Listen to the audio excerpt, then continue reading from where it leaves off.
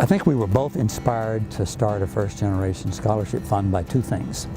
One, I've been on the board of trustees of this school for almost 8 years, and I've seen the enthusiasm and the interest that first-generation students have, and sometimes the difficulty they have in getting into Mines. It's also important, I think, for us to know that some of these students who might not otherwise have been able to come here are here. I did receive the Bliss Scholarship, and I was very excited because I actually didn't really get too much help financially, and I knew my parents were very excited, and it really means the world. It's not only important for Mines, it's important for society. And of course I'm interested because I would like young women to have more opportunity in engineering, metallurgy, whatever they choose. Seeing that these people go out of their way to create this scholarship and help other kids, you just want to work harder, not only for the scholarship and just being grateful, but also just being first generation. You want to do it for your parents. We started this research trying to understand what it was that low-income and first-generation students could bring to engineering and to engineering education.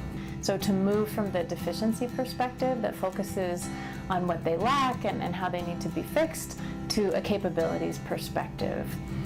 And in terms of the value add for Mines, I mean, there's an inherent value to having a diverse student body, right, that can think differently about problems, that can define problems differently. They see that, right, that engineering doesn't happen in a bubble, and they can be more critical thinkers about how they're going to use their engineering.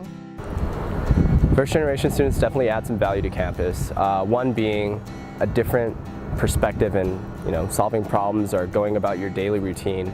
I feel like first generation students usually come from a specific background or different areas that kind of add value to the classroom and kind of value to the discussions. I struggled to kind of reach out and to even ask the right questions when I was trying to get support, but my advisors, once they learned that I was a transfer student, once they learned that I was a first generation student, were very supportive and definitely sought to connect me with the right people.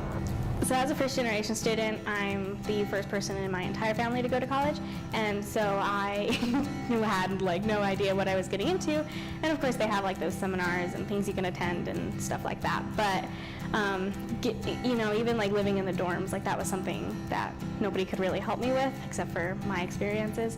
Whereas first generations, we're coming in not knowing anything really and kind of making our own path for ourselves. And it's very, very cool because it's not just a path for yourself, but for a legacy afterwards, your future kids, grandkids, so it's pretty cool. They all came to Mines for different reasons, but they came here primarily because they knew that if they succeeded at Mines, they can succeed in changing the world.